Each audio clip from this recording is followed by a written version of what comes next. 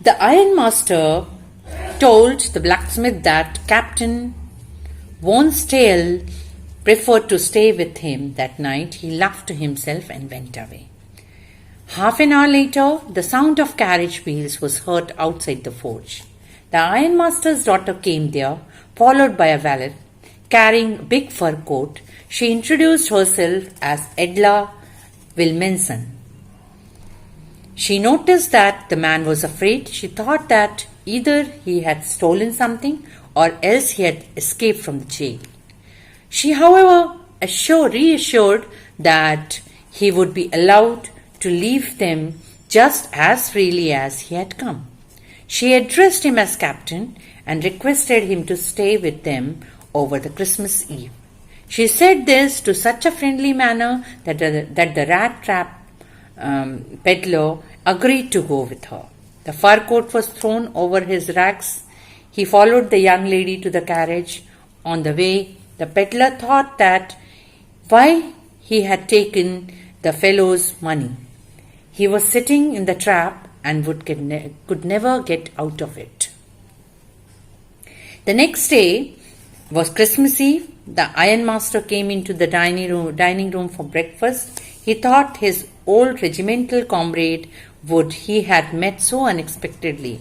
He felt satisfied and talked of feeding him well, giving him some honorable job. His daughter remarked that last night she did not notice anything about him to show that he had once been an educated man. The ironmaster asked her to have patience and let him get clean and dress up. Then she would see something different. The tramp manners would fall away from him with the tramp clothes. Just then the stranger entered in a good-looking suit of clothes, white shirt with a starched collar and whole shoes. Although he was well-groomed, the ironmaster did not seem pleased. He realized that he had made a mistake last night. Now in the broad daylight, it was impossible to mistake him as his old acquaintance. The stranger made no attempt to dissemble. He explained that it was not his fault. He had never pretended to be anything but a poor trader. He had requested the ironmaster to let him stay in the forge, but he was ready to put him in the rags and go away. The ironmaster thought that it was not honest on the part of the man and wanted to call the sheriff. Tramp then told the ironmaster that the whole world was nothing but a big rat trap. All things that were offered to him were nothing but cheese, strings, and bits of pork, set out to drag a poor fellow into trouble. Sheriff may lock him up for this. He warned the ironmaster that a day might come when he might want to get a big piece of pork, and then he would get caught in the trap. The ironmaster began to laugh. He dropped the idea of informing the sheriff. However, he asked the tramp to leave and opened the door. Just then his daughter entered and asked her father what he was doing.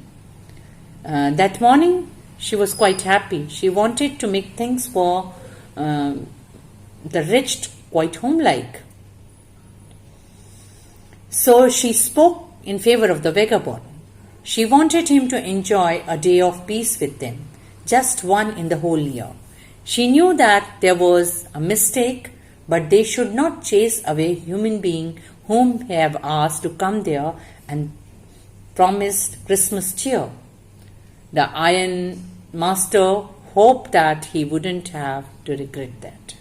The young girl led the stranger up to the table, asked him to sit and eat. Man did not say a word, but helped himself to the food. He looked at the girl and wondered why she had intervened for him. Christmas Eve passed at Flamingo just as it always had. The stranger did not cause any trouble because he did nothing but sleep. They woke him up and he could have his meal. In the evening, Christmas tree was lighted. 2 hours later, he was around once again to eat Christmas fish and porridge. After getting up from the table, he went around, said thank you, good night to everyone present.